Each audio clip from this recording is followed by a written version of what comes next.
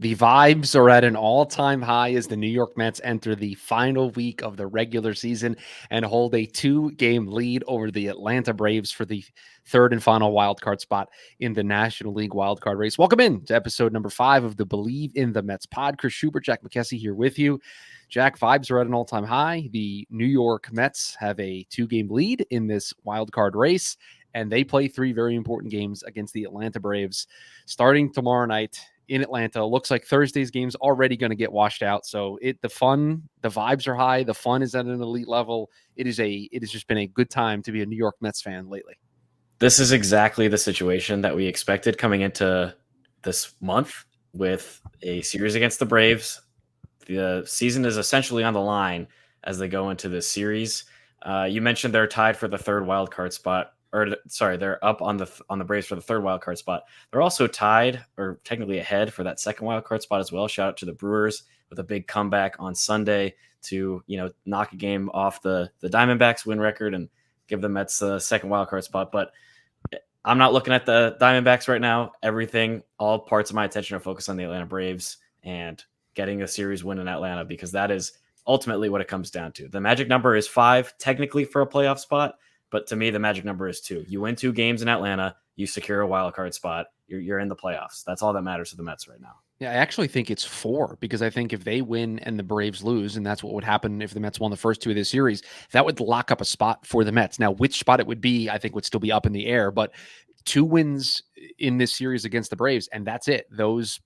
That magic number becomes 0 when the Mets are in. So, look, going into a series with Philly, we both said in our preview episode that we would take 2-2. We would take this team having a lead going into the 3-game series with the Atlanta Braves. I don't think we could have envisioned the Mets playing as well as they did for this 4-game series, just taking it to the Philadelphia Phillies in the first game, having elite bullpen in the second 2 games that they won, and a 6-out save from Edwin Diaz. I don't think we thought that stuff was going to necessarily be on the table, but to take 3 out of 4 from a team that is directly competing to have the best record in baseball and have home field advantage throughout the entire playoffs. You should have swept them the weekend prior. You did not allow a bad night on Friday night to spiral into the weekend, and you took 3 out of 4, and you put yourself in perfect position. The only way you don't go into that Milwaukee series controlling your own fate is if you get swept. And if you get swept, that podcast, vibes low, very low,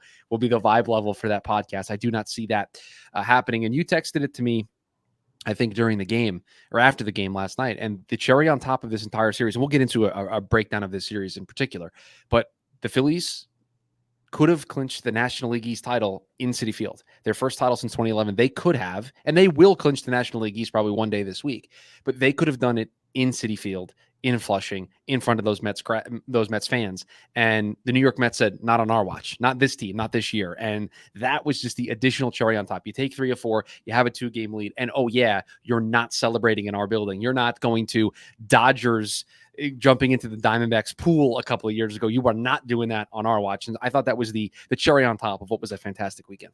It was just great. I think the way that the Mets have played at home down the stretch has just been incredible. It's really such a bummer that these last 2 series are going to be on the road, but to have, 2 sellout crowds on Saturday and Sunday, to, the Phillies were 1 win away from clinching the NL East after that big win that they had on Friday. And the Mets, like you said, not on our watch, not at our house.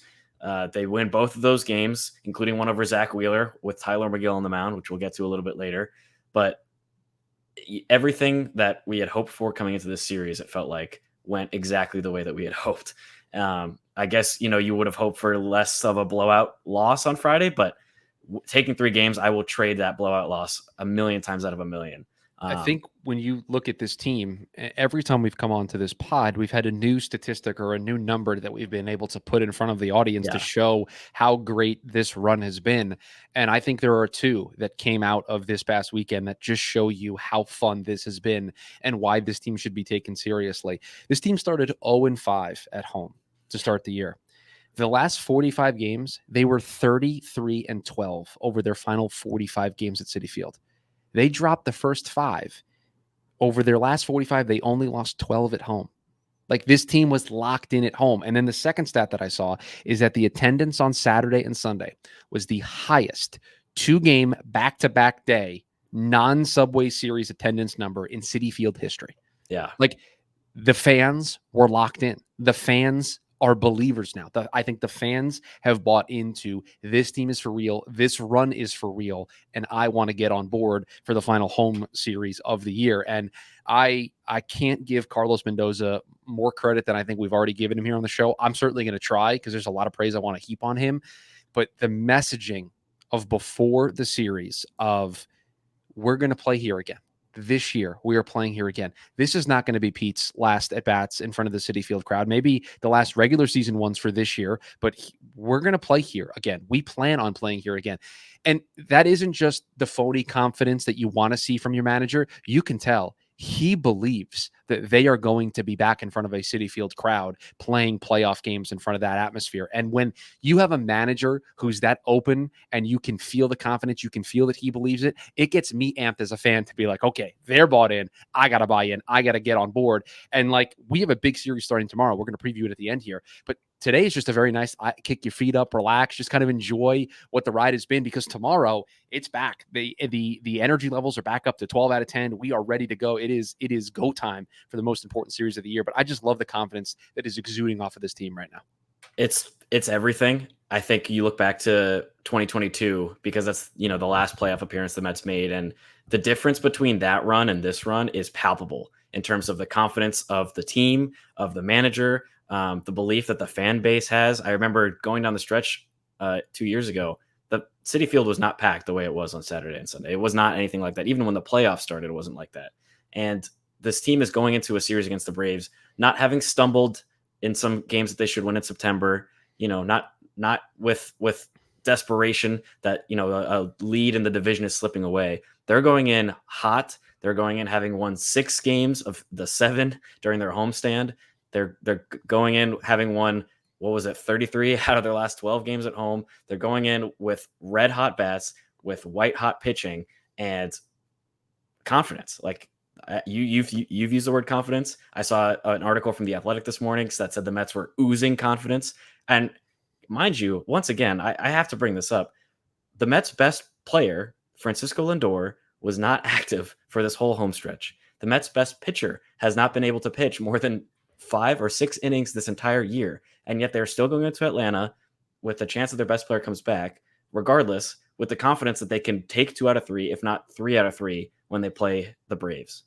Yeah, you could just see that the team has so much confidence and that they're playing with that confidence, even without, like you said, their best player being on the sideline. And we'll see if Francisco Lindor makes himself available here in this 3-game set against Atlanta. I know we had a little bit of a back and forth in the pre-show, so we'll get to that at the end when we preview the Atlanta series. But let's recap this series and go through it again.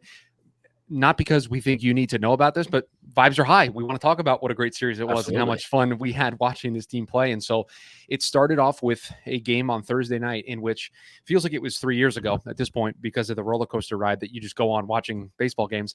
But for the 3rd straight day, the New York Mets put up 10 runs, and they did so in convincing fashion, beating the Phillies 10-6. Sevy with another great start, 6 innings, only allowed the 3 earns. Again, that's a quality start. That's a QS in your scorebooks at home.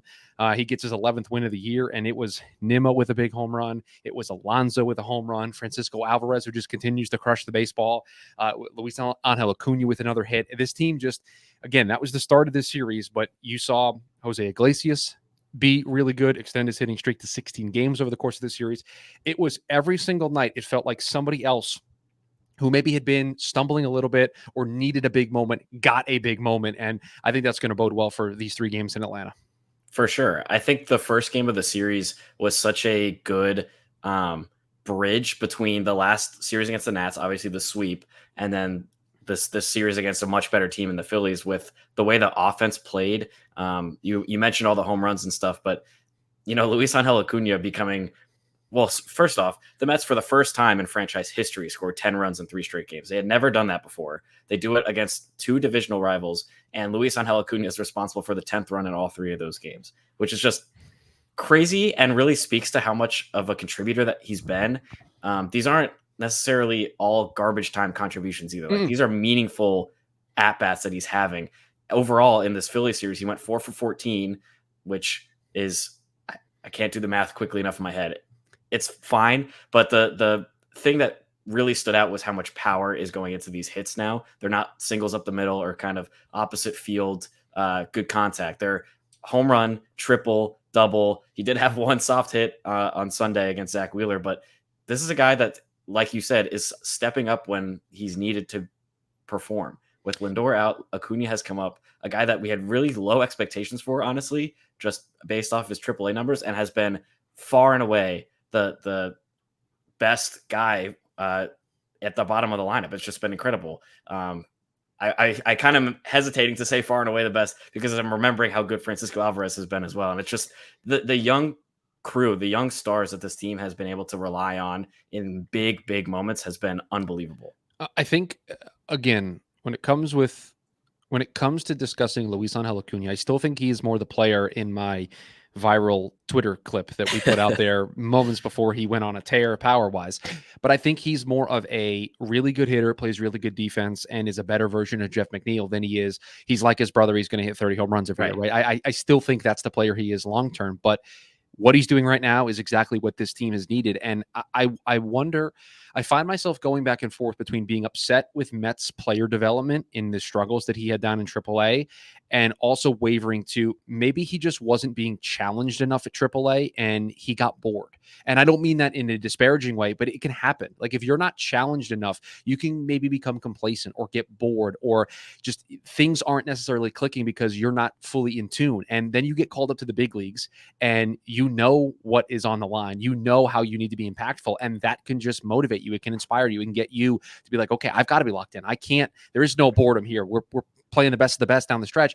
And it just got Luis Angel Acuna engaged in a way that maybe he wasn't down in AAA. And again, that's not to say anything good or bad about Luis Angel Acuna. I'm just trying to figure out why a player who, when the Mets traded him, was considered a, really good prospect for them to acquire, and for him to struggle the way that he did in the minors since getting here, and now get to the big leagues and now be back to the prospect that I think everybody thought the Mets were getting when they traded for him. And I don't know if we're going to get that answer. I don't know if the rest of the season is going to give us that answer, but what I do know is whatever happens, Luis Angel Acuna has played a major role in the 2024 New York Mets, and that's a good thing for the Mets scouting, player development, and their ability to identify talent moving forward. So you got to give credit where credit is due.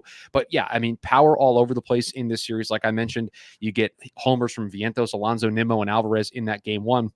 And then game two, listen, 12-2, it's a blowout. They didn't play particularly well. And I think the conversation that needs to be had is what happened to David Peterson, because this is now another bad start here in a stretch for David. And what I think it came down to, Jack, and I don't know if you felt this when you were watching the game, his new strategy, and it has worked for him this season, is I'm going to throw my fastball at the top of the zone, and I'm going to pound you there all day long. And then I'm going to throw all of my breaking stuff down and away. Like you're going to get up the top quadrant of the zone and the bottom quadrant. You're not getting anything in the middle.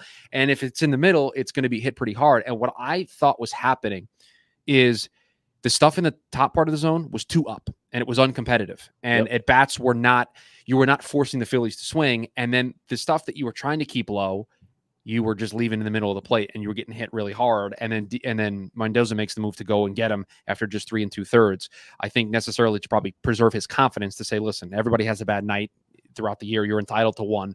And, we're going to get you out of there and build your confidence, because he's starting in the series against Atlanta. He's drawn the bump on Wednesday in what could be the playoff clincher for the New York Mets if things go well in game one of the series. So that's what I chalk it up to. The game plan was still the same. And I like that that's the game plan because it has worked for him. It's just the execution wasn't necessarily there. And this is not a shot at David Peterson. But when elite of the elite pitchers are the ones that can go out there and do it every fifth day over and over and over again. It's why watching Jacob deGrom was so special, because every time you knew exactly where the fastball was going to be every time he threw it. That's where the glove set up. That's where it's going to go, right? Yeah. The slider, that's where the glove set up. That's where it's going to end up. With other pitchers, and again, if you're not the elite of the elite, you're going to have phases where you look like you're elite of the elite, but then there are times where the command's off just a little bit. And that's what I think the case was for David Peterson. The command just wasn't as crisp as it normally was, and it led him into a spot. The Phillies are a good team. They're going to take advantage of you making a mistake by, half an inch. And that's exactly what happened to David Peterson.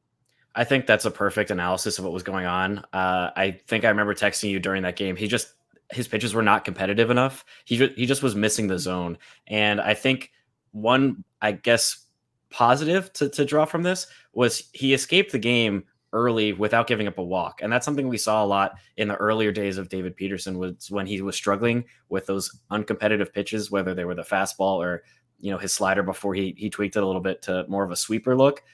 He was getting into these deep counts, and then he was losing the at bats to the hitters. He was consistently maybe starting 0-1, 0-2, and then losing them to a walk. He didn't give up any walks in the game. That just meant he was throwing more strikes when he got deeper in the count, which is in general a good thing. But a good team like the Phillies, when they get a strike, they're going to put it in play. They're going to hit it harder. And I think that's just kind of what happened on Friday night. So looking forward, I think if he's able to get ahead in the count earlier and keep the pitch count low, and throw fewer, non-competitive fastballs or sliders, whatever they may be, I think he'll have a better time of it against the Braves. But again, it's going to be a tough time because the Braves, like the Phillies, are a excellent lineup. They have a lot of dangerous hitters from top to bottom.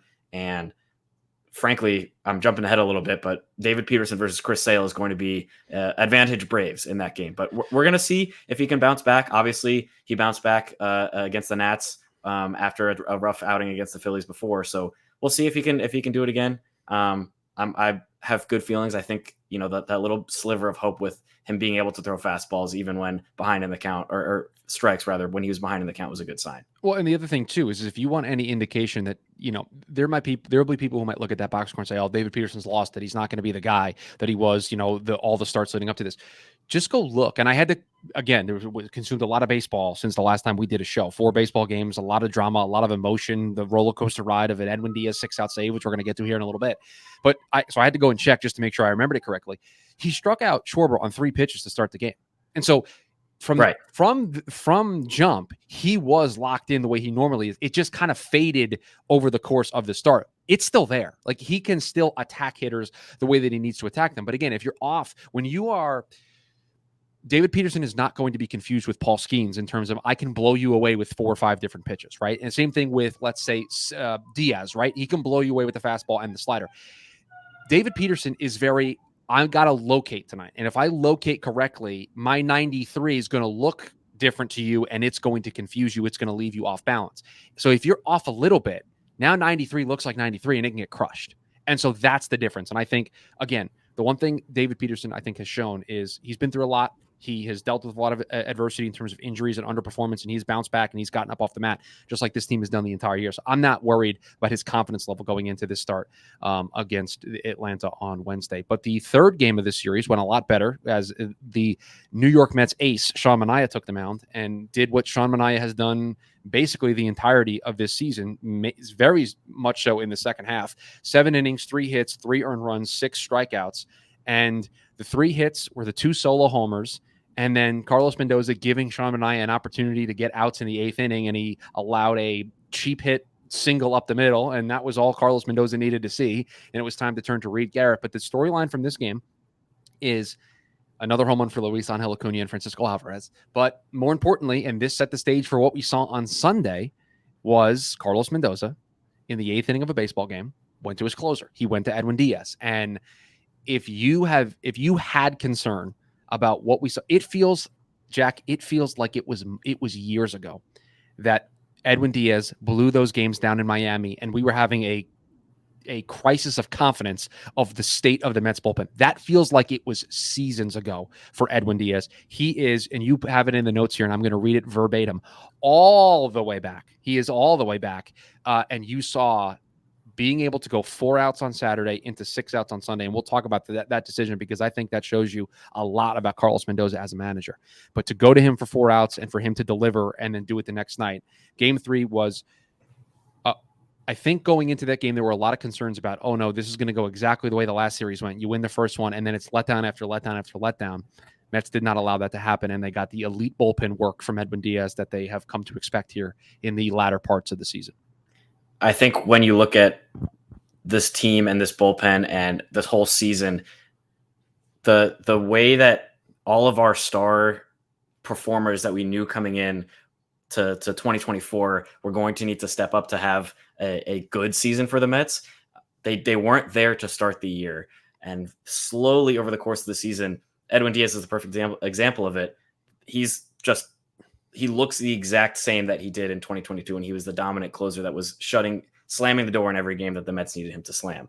Recording 10 outs against, again, a team that is contending for the best record in baseball, against a top of the lineup that is one of the best in all of baseball, is unbelievable. And he gives up one hit across those 10 outs he recorded. He gives up 2 walks and strikes out 6 batters. No runs, obviously. And the game 4 decision by Mendoza to come out in the 8th inning, you get 2 great innings from Phil Maton. So shout out to him. You get 1 great inning from Jose Butto. And then, we're texting back and forth. What do we think is going to happen in the 8th? And then all of a sudden we hear the trumpets. Diaz is out there and he slams the door. He gets 6 outs and strands the tying and go ahead runs in the top of the 9th inning. It gave me chills, honestly, because it just reminded me of how good that this guy can be when he's on, and he was on this weekend. I thought, and we can get to it now, listen, it was on Sunday Night Baseball. It was the last Sunday Night Baseball game of the year for the regular season. There was the energy of knowing what the Phillies needed to do. You knew what the Braves had done earlier in the day. You knew the Diamondbacks had also blown a lead earlier in the day. So there was, even though they might say there's no scoreboard watching, there's scoreboard watching. And so they knew going into the game last night what they needed to do. And I thought, and I don't use this word lightly, I thought it was a managerial masterclass from Carlos Mendoza. There are 3 decisions that I think he made in this game that are elite manager skills. Decision number 1, understanding Tyler McGill gave you 4 solid innings. I got to go to what I think is the strength of this team because I got to manage this like it's a playoff game. I'm going to my bullpen in the 5th inning. Thank you very much. Yeah. And I'm going to trust those guys to get me the outs because I got to win today because I have an off day tomorrow. And I know how important that game is starting on Tuesday. That series is in Atlanta. I got to win today. I got to conquer today. That was decision number 1.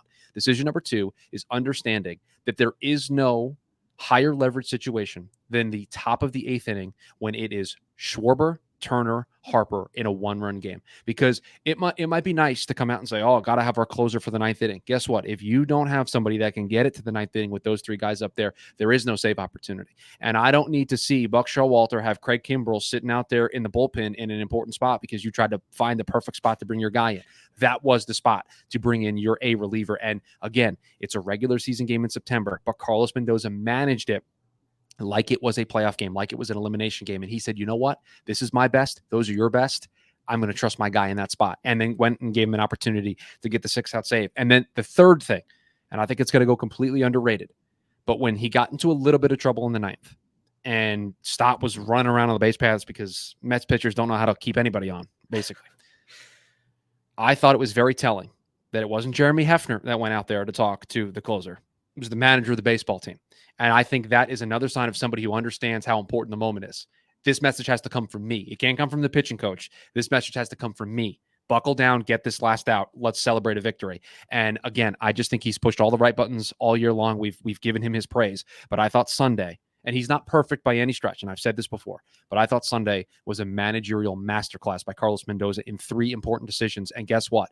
The decisions aren't always going to work out, but on Sunday they did. All 3 of them were the right decisions, I thought, and they turned out the right result for the New York Mets.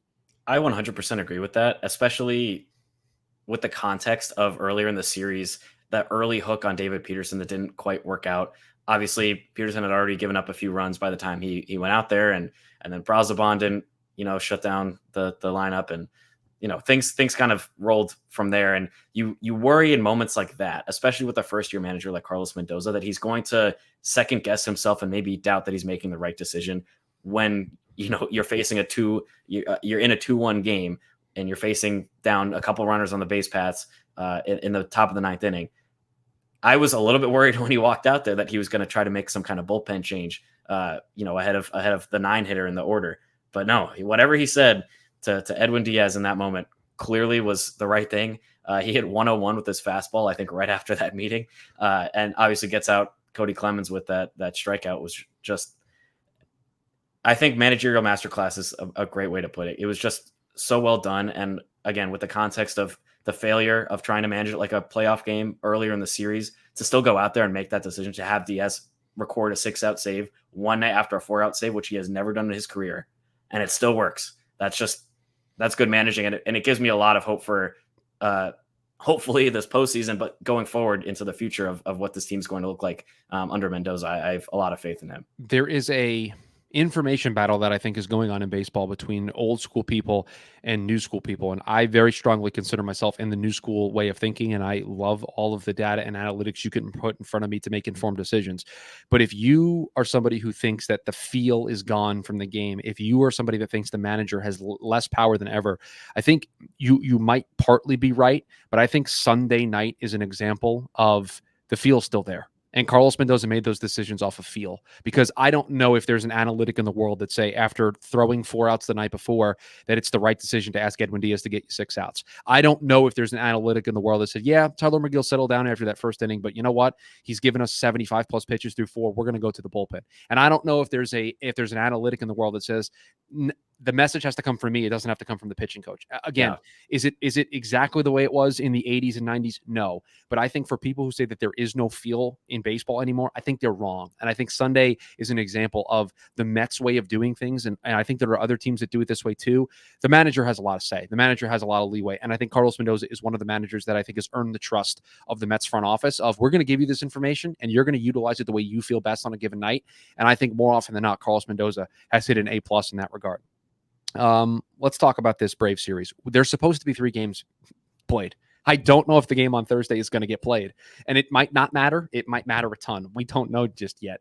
There is a lot of rain in the forecast for Thursday in particular. I think there's a little bit of rain scheduled on Wednesday, but here are the pitching matchups that we are going to get for the next 3 days. It is Severino against Schwellenbach on Tuesday. It is Peterson versus Sale in a good old lefty off on Wednesday, and then scheduled for Thursday is an ace off. Sean Manaea and Max Fried going at it in the conclusion of that series. And it is as simple as this. Doesn't matter what order they do it in. If the Mets win 2 out of 3, the New York Mets will be going to the postseason.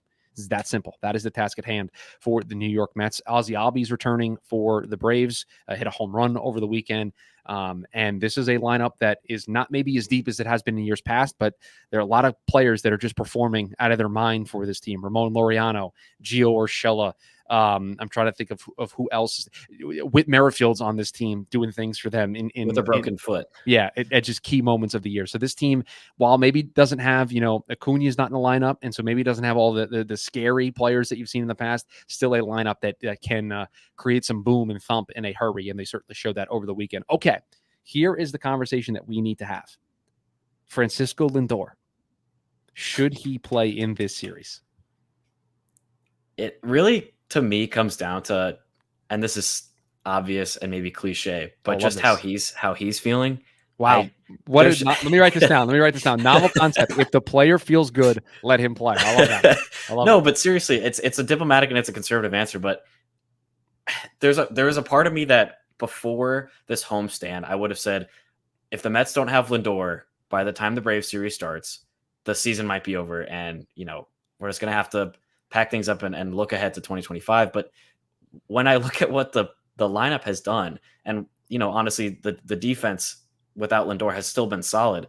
When I look at everything that the Mets have been able to do without him, it gives me so much confidence that someone is going to step up when it matters most. And it makes me feel that if Lindor is not 100%, there's a chance that he's taking away from the team if he's batting in place of, let's say, Luis Angel Acuna at shortstop. Because I want Lindor to play if he's 100%. What I don't want is something that we've seen maybe 100,000 times in our lifetimes as Mets fans. A player gets rushed back from an injury because they feel like they have to do too much, and then they aggravate the injury and we never see them again, or we see them and they're diminished skill. So if Lindor's feeling 100%, go for it. If he's not, I'm not losing confidence in this team to step up when they need to. I agree with everything you say. And I believe if there's anybody who's going to understand that if this team's going to make a deep run in the postseason, that he needs to be 100% is Francisco Lindor himself. So I think he's not going to rush himself back. So if he feels like he's healthy and the trainers clear him, I have faith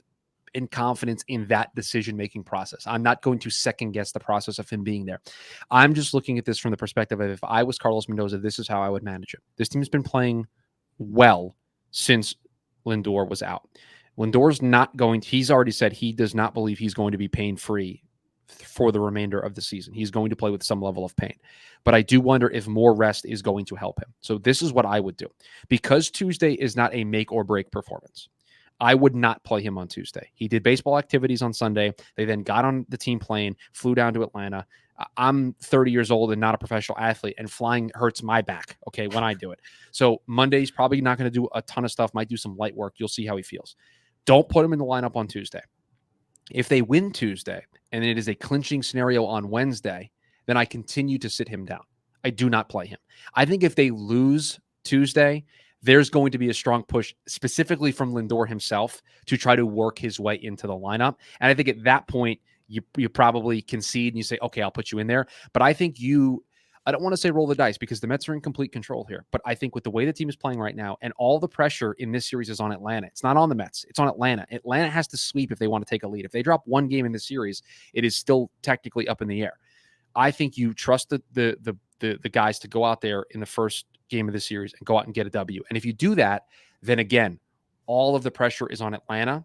And you can just continue to wrestle Lindor because then I think there's a world, Jack, where if they're able to win the first 2 games of the series without Lindor, and that's certainly on the table. You just took 3 out of 4 from the best team in the National League. If they do that, Lindor doesn't have to play the remainder of the regular season. There's zero pressure. They're in. He can sit, more reps for Acuna. It's a win-win for everybody. And so to me, if I was the manager of the team, that's how I would approach it. He's not playing on Tuesday. If they lose on Tuesday and the door's starting to open a little bit, and I feel like I need to get some energy and some confidence back into my room, boom, Francisco Lindor is in there batting leadoff for the New York Mets. So that's how I would approach it. I think it also depends on what. Let's say the team loses. Let's say that Mets lose on Tuesday, but if they lose and it's like they score 6 runs and just some member of the bullpen, let's say it's Danny Young, just has a blow up inning, and that's they lose 7-6. I think even still you might be like, this lineup, I'm still confident enough without Lindor. They're clearly still hitting well. I have some stats here that I wanted to read out from this past series. Jose Iglesias went 8 for 18 from the leadoff spot.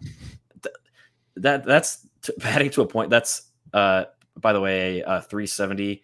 Or sorry, he was responsible for more than 1/4 of the Mets hits in the whole series against the Phillies. Insane. When Lindor comes back, obviously he was fantastic from the leadoff spot once he moved up there, but I don't lose any confidence again in Jose Iglesias going out there and being a leadoff guy. I have so much confidence in the bottom of the lineup as well. That from the beginning of the Philly series to the end, the 7, 8, 9 spots went 10 for 27, which is a 370 average with 9 RBIs in the 3 wins. So look, Lindor he was an MVP candidate. He is clearly the best player on this team. Mm-hmm. But I don't know that they need him so badly because of everyone else who has stepped up that he's going to be a true difference maker when he's at 80, 85%, that it really can depend so much on how that first game looks. But, again, if they score 0 or 1 run and the offense looks abysmal and you need a spark plug, Lindor is clearly the guy. And I think, that the blueprint that you set out for the remainder of the series is what Mendoza would look like. Well, would likely go to. Let's wrap up with some rapid fire, both Mets and non-Mets notes. Kodai Senga out for the regular season with tricep tightness. Let me just make it clear for everybody. You are not going to see Kodai Senga the remainder of the 2024 season. It's not happening. Don't expect it. Don't wish for it. It's not happening. The New York Mets are going to shut him down there.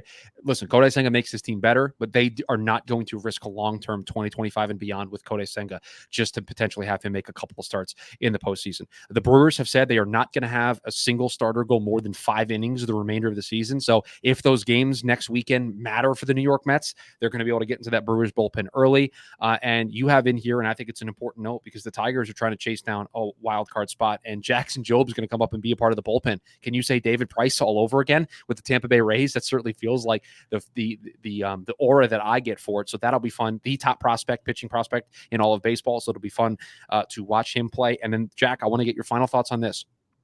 The Arizona Diamondbacks start a 3-game set with the Giants. The Padres start a series with the Dodgers, and then they finish with the Diamondbacks. So there's a lot of scoreboard watching, and I do not think it is out of the realm of possibility. It's a 3-game lead that the Padres have. I do not think it is out of the realm of possibility, considering they're playing the Dodgers and the Diamondbacks, that the New York Mets have a 35 to 55% chance of being the top wildcard team. There's a chance. It really depends on this Braves series. Really just feels so make or break for so many reasons, because not only is it a series where they can clinch a wild card spot by games 1, but it's also a series where they can clinch a tiebreaker over the Braves if they're able to win this series, which going down the stretch, if the Diamondbacks start losing or the Padres start losing, the Braves could come up and be another wild card spot below the Mets. So when I look at the Padres schedule being Dodgers and then Diamondbacks, and the Diamondbacks being Giants and then Padres, there's a lot of room for wiggling around with where the Mets are placed. I think the scoreboard watching is just going to be, to me, essential if this Braves series goes south for the Mets. They need to win one game to control their destiny. Like you mentioned, the Brewers aren't going to be having a starter go longer than 5 innings. So there's some interesting implications, but I don't really want to focus on it too much because of how laser focused the Mets need to be for the series in Atlanta. You take care of what you got to take care of in Atlanta and let the scoreboard play out the way the scoreboard is going to play out. But I do think it is important for fans to understand that it's not just about the Braves anymore. The New York Mets have played good enough baseball to put other things in play, and there's pressure on other teams. There is pressure on the Diamondbacks tonight when they take on the Giants. There is pressure in that final series because the beautiful thing for the New York Mets, the Padres and Diamondbacks play. Somebody's got to lose every night, and that is a open door for the New York Mets. And so we can scoreboard watch. The players, they're going to focus on the business at hand in Atlanta. So enjoy the day. Enjoy no baseball. Put on Giants Diamondbacks. Perfect opportunity to do some scoreboard watching tonight because the Mets are not in action. But ultimately, get ready for what is going to be a emotional. It is going to be a energetic. It is going to be a drama-filled 3 days for the New York Mets. And I'm going to make a promise to the listeners that Jack does not know about. If the New York Mets finish this series, if they win the first 2 games of the series and they wrap up that playoff spot ahead of the final game, we will do a podcast before the end of the series. We normally like to wait until the series are over, but if the New York Mets clinch a playoff spot after the first 2 days, there will be an emergency celebratory vibes are immaculate version of the Bleav in the Mets podcast. So that's what you have to look forward to. And we are going to look forward to recapping this series because hopefully it will end with the New York Mets celebrating that they are going to be dancing in 2024 and playing in the playoffs. But that is going to do it for us. Appreciate everybody listening to this show. Again, we've been having a lot of fun doing this show, and hopefully the fun is going to continue for at least the foreseeable future. But that is going to do it for us. For Jack McKessie, I'm Chris Schubert. Big series starting tomorrow. Enjoy the off day. Enjoy the mental rest day before the grind that is going to be the 3 days down in Atlanta. And as always, let's go Mets. Let's go Mets.